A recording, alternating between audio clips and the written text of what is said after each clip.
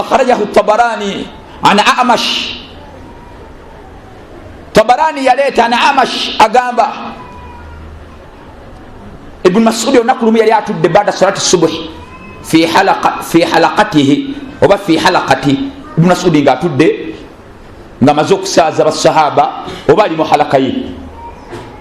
Basahaba we bali ne batabi'i. Ibn Mas'ud nayogera ebigambo nagamba unshidullah oba anshidukum billah, ndayira Allah. Agamba ndo basahaba ne batabi'i qati irrahim, woba oli wano nga wakutula oluganda tokolagana baganda bo, situka otuveemu, genda. Lwaki? Fa inna nuridu an nad'u rabbana, kubanga tulina tugenda kuwanika emikono tusabe Allah, twagala kusaba dua. Ne wa inna abwaba samai murtajja ay mughlaq duna qati rahim. Edduwa z'omuntu akula oluganda latazanukula, emiryango gy'amagulu omusanvu Allah yagiggala eri abantu abakulu. Iseka nina aqida nsala atuba na aqida. Essala weba etuuka ebe ekulagira kuyunga luganda. Emigulu gy'amagulu, emiryango gy'amagulu omusanvu tegiggulwa. Kyovola ba an abi ayub Sulaiman maula Uthman ibn Affan radiyallahu anhu. Sahabi agamba oyo agamba ja'ana Abu Hurairah radiyallahu anhu, ja'ana Abu Hurairah radiyallahu anhu. Abu Hurairah yatujira bali wa basahaba ne batabi. Abu Hurairah najja, bwe yajja Abu Hurairah nagamba uharriju, nkalubiriza nyigiriza ala kulli qati rahim, buli muntu yenna ali wano nga tokolagana bafamire yo, basiramu si basiramu, oyo munyigiriza. Wendi tatuulawo, era bwe mutegeera oyo mwawukanako, wendi tatuulawo. Naye sahabi agamba falam yaqum ahadun illa qala dhalik illa qala thalathan, teri yasituka muhawala gye twalimu okutuusa Abu Hurairah akyogedde emirundi enki. Bwe yakyogedde emirundi esatu wasituka omuvubuka n'asituka. Yayina ammati lahu qad saramaha ay qata'aha, yayina sengawe nga yawukana naye. Liwaya zimu zigamba mudhu sinin, ayina sengawe amaze emyaka tamutolera salamu. Liwaya nda zigamba sanataini, senga tamutolera salamu. Era nga abammumwe bakitamwe be bafa ogamba eyabandaga kafudde nze eridde bugerere ndigadde. Wallahi wogalire kubo kitawo tannafa, olabanga eyakafa naye ayina bannyinaze, ayina babrothers be, basenga abo bakitaabo, batata babato bakitaabo. Kyova olaba mu kugondera abakadde nga bafudde mu hadisi eyajja abange nawu min anwa'u birrul walidaini, eri omukadde wo nga yafa, kubanga omunne bw'obeera bakadde bo nga baafa osigala okyabagondera otya. Biri ebintu bitaano, mu byo mulimu okuyunga eŋŋanda zaabwe abali baganda baabwe. Naye omaze ebbanga kibukyanga kitaawo afa nga tulambula basenga abo. Era naawe Ramadhani olinze kunuto wanike emikono. Amin. Myaka emeka gy'omaze bukyanga maama waafa nga tulambula bakojja abo? Myaka emeka? Ekkubo kasita waliggala ne Allah n'aliggala. Bino ebizibu by'olimu kutula luganda bino biwero. Naye ate nabbi yayogera ekigambo ekino ekisinga obunene, yagamba la yadkhulu ljannata qati rahim, togenda giwunyirizaako ejjana ng'ovudde mu nsi muno nga tokolagana basenga abo, tokolagana bakojja abo nabaluganda lo, wallahi togenda giyingira, wallahi billahi tallahi. Hadithi eri mu Bukhari ne Muslim. Oba basiraamu oba si basiraamu, abo abatali basiraamu basenga abo be basisters ba kitaawo, abo be basisters ba kitaawo. Mumbeera yonna gwamanyi. Naye omuvubuka n'agenda erisenga yamaze emyaka 2 nga tamuwa salaamu. Bwe yagenda gyali fadakhala alayha, nayingira gyali. Faqalat, senga n'amubuuza yabni akhi, owange gwe omwana w'amannyinaze, ma jaa bika, lwaki ozze, ki ekikuleese? Omaze emyaka 2 tompa salaamu, mugamba ntubaloga tobba ebintu byabya kitammwe, kitaawo bwe ng'ebigambo abantu bye boogera, niye mugamba ki ekikuleese? Omuvubuka n'amugamba munne senga, mbadde awo nga tulina we tuli Abu Hurairah najja n'agamba ebigambo biti. Naye ntidde, senga n'amugamba irji ilayhi, ddayo eri Abu Hurairah omubuuze lima qaala dhaaka, lwaki ayogera ebigambo ebyo. Omuvubuka bwe yaddayo Abu Hurairah n'amugamba nti munnaye emirimu gy'omuntu atayunga luganda Allah tagikkiriza.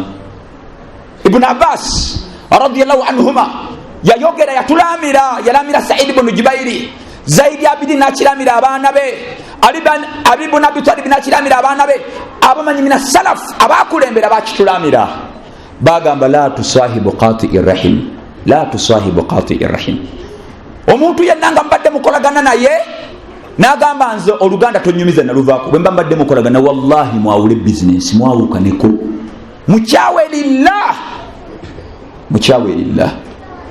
Tokwananga omuntu yenna nga tayina nga takolagana ba luganda lwe, oyo tomukwananga. Lwaki? Kubanga fa inni wajadtuhu mal'unatu fi kitabillahi thalathati mawadhi, kubanga bagabitibwa omuntu yakutula oluganda kyajja mu Qur'ani emirundi 3 nga Allah yamukolimira. Ate Allah bwakolimira kikyokola nakikiriza kugoba mu kusaasira kwe, emirundi 3 aya zajja 3 nga ziri ku muntu akutula oluganda. Allah tafuddeyo oba osaala osiiba nayo li mal'un. Aya sokeri mu surati Muhammad, Allah yagamba fahal asaytum in tawallaytum an tufsidu fil ard wa tuqatti'u arhamakum ulaika alladhina la'anahumullah fa'asammahum wa a'ama absar. Nayo batumanyiru warabu kubanga aya sigenda zivunno olwobudde. Akagambo lana tokawuliramu, akagambo lana gwe tokamanyi kyekategeeza tokawulidde, eyo yaki gensoma ku Qur'an. Okutula oluganda olulidde wa tuqatti'u okutula, era ndowooza bifaanagana mu luganda okutula, qat'a arhamakum lwe luganda. Eyo esooka mu surati Muhammad. Aya eyokubiri mu surati Ra'd, Allah yagamba walladhina yanquduna ahada Allahi min ba'di mithaqihi wa yaqta'una ma amara Allahu bihi an yusala wa yufsiduna fil ardi ulaika lahumul la'na wa lahumus su'ud dar.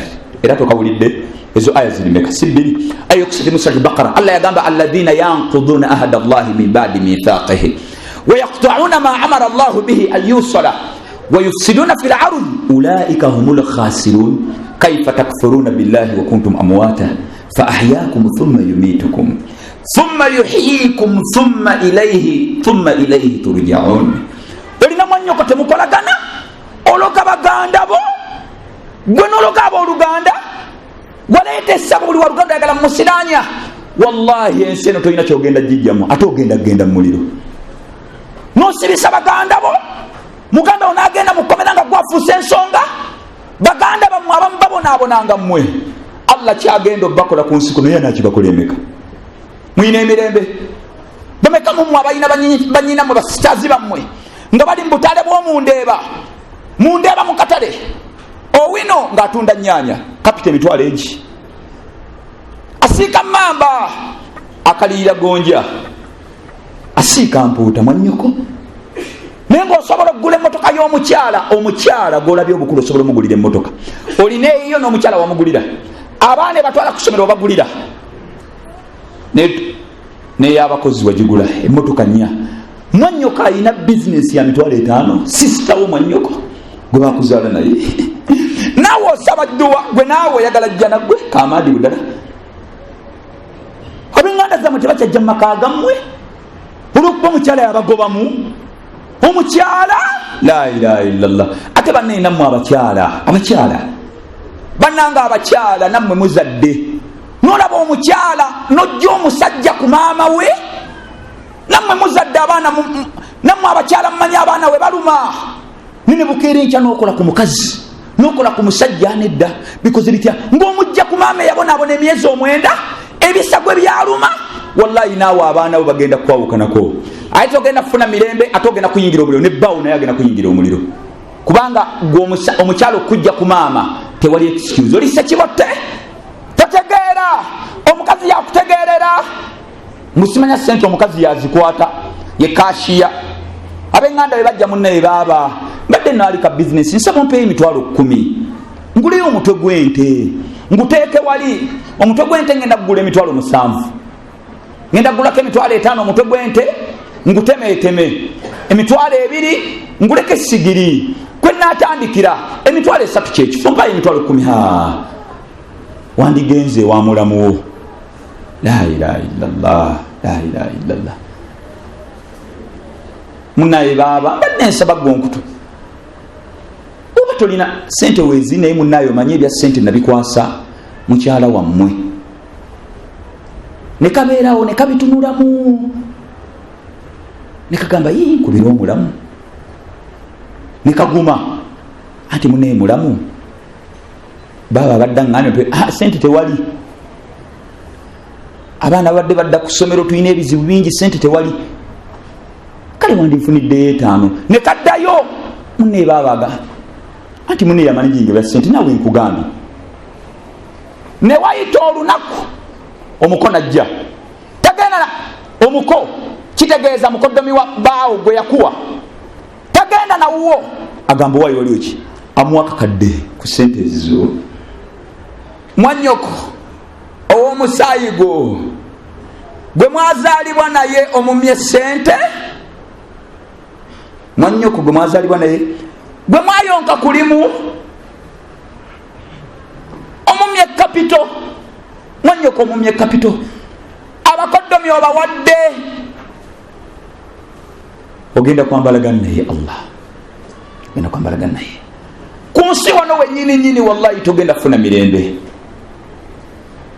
omukyalo oyo kennyini yagenda okwettira kenyini yagenda okwettira anti edduwa z'oluganda zigenda kukwata nabisalamu yagamba hadithi ya Bukhari eri Bukhari ne Muslim hadithi ya Aisha yagamba arrahim oluganda muallaqatun bil arsh oluganda luli ku arushi ya Allah luli bwe ku arushi ya Allah arushi ya Allah katugambe nti no yeno oluganda lulioko biri bwe biti bibiri taqul buli lunaku lusabeddwa ne lugamba man wasalani wasalahu Allah ay Allah yena inakolagana n'abantu ba family mu malire ebizibu bye mutaase ebirwadde mwongere obuwangazi kabuli gifuule ennimiro kwa akhira muwejjana buli wobayunga ate waman qata'ani ne lusaba ne lugamba waman qata'ani oye naye nalukutula qata'ahu Allah mubonye awangalire mabanja muliba muletere sukali muletere pressure muletere stress mukabuli mutere yemisota kwa akhira muyingiza omuliro abakyala bugenda kerencha bagenda fuuka bigajije muli yebobe mukyalina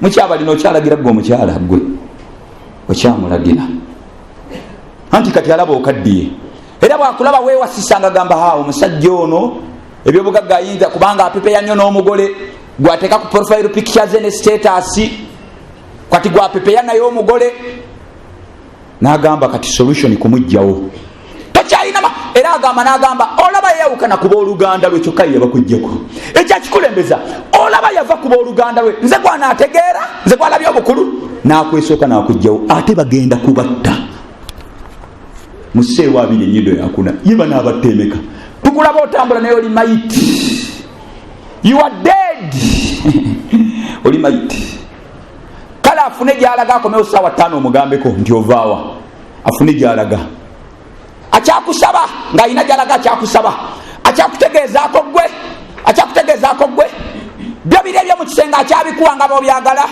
takkuba okyalina emirembe ebyo biwero byemufuna biwero ate akuwulire nti nno wasizza teweekweka bwekwesi kaŋŋendeko mu safaari oli awo oli mu ccupa boti oli mu ccupa ezo edduwa z'oluganda oyagala emirembe ddayo weetondere abooluganda wallahi ddayo weetondere ebikuli mu byakwata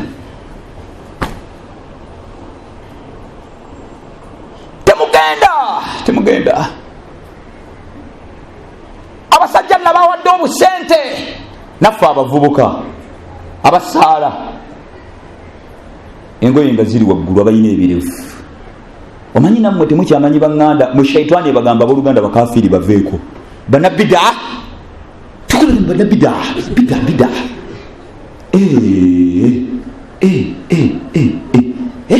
abooluganda baki ekyo kyoli mu famire mukirimu bameka mu famire yo mukirimu bameka oli ambasada Allah yakikuwa ogenda okiteeke mu famire yo abasisita bo basiramu si basiramu bebo sigwasinga nabbi imani wa anzira ashirataka al aqrabin ayo yakabura ila gamba nabbi yakuŋŋaanya ya bani murra ya bani hashim ya bani abdul muttalib ya bani n'abayita abasajja abaali abakafiiri naye ng'ate bamubonyaabonya olw'okuba bali baluganda lwe naye nga bagamba ekigambo eki anqidhu anfusakum min annar abanga abooluganda lwange muti Allah musiramuke yasemba okuyita Fatima nangamba wange gwe muwala wange Fatima ankidhi nafsaka min annar yabagamba ekigambo kamwe n'abagamba fa inni la amuliku lakum min allahi shay'an ne ghayra anna lakum rahima sa'abilluha bibalaliha. Yagamba sigenda banne munafanga temuli ku dini sina kyengenda batasiri Allah. Nane Fatima mwali nagamba ekyokubeera nga mayina ku luganda nja kusigala nkolagana nammwe. Weewunye bali abasajja abali bambonyabonya bali baluganda nenga bakafiri naye agamba ngenda kusigala nkolagana nammwe. Ate gogamba muganda wanyo omwenge mbuwa mwawukanako mumanyi imani zigenda zibalinye ezeri kwangala nga amajindi gabalinye nogiyita imani. Odda kubenganda n'obavuma nti bakafiri gwe nti bakafiri gwe Allah kwagala ogende mu lukiiko lw'okumanyagana nga muli awo dhuhuri etuuke oyimire kaswa nga dhuhuri etuuse. Allahu akbar Allah bakuvume gibwe mutabuliki oleka kyobupale osiri wala ki gogende maso n'adhaani ate bw'ogimala tobaddamu tobavuma otuleka obage banne tugenda kusala musanvu kitundu era bweguwera banne mufune buzungu ogikima ogenda okulaba nga bakwegattako mpolampola. Bw'onoobaddukako bagenda kuzimba essabo ku kika kyammwe ebyo byonna byonna lagenda bibuuza gwe bagenda biwe beerawo. Asma bint Abubakar yajja mama w'omuto mama we yajja qadimat alayya ummi wa hiya mushrikatun si musiramu. Teeka n'ekizampo mulokole mukatuliki mukristaayo twala kyonna kyoyagala najja eri Asma mwala wa Abubakari nagamba mama wange njagala. Asma nagenda eri nabbi namugamba nti no qadimat alayya ummi wa hiya raghibatun mama wange azze gyendi ayagala nkola si musiramu nkolagane naye. Asma abuuza nabbi nkolagane naye. Allah nabbi salama nga tandaddamu ansa Allah nayanukula kwawishi. Allah nassa aya la yanhaakum Allahu anil ladhina lam yuqatilukum fid din wa lam yukhrijukum min diyarikum an tabarruhum wa tuqsitu ilayhim inna Allaha yuhibbul muqsitin. Nabbi nagamba genda okolagana ne mama w'omuto dduka atali musiramu ate gogamba muganda wanyo omwenge mbuwa mujjako salaamu amajinni gokka ge mulina abo baganda bammwe abalunda embizi be bammwe abo genda kuba mmwe kibooko Allah ku duniya kuno ne yawmal qiyamah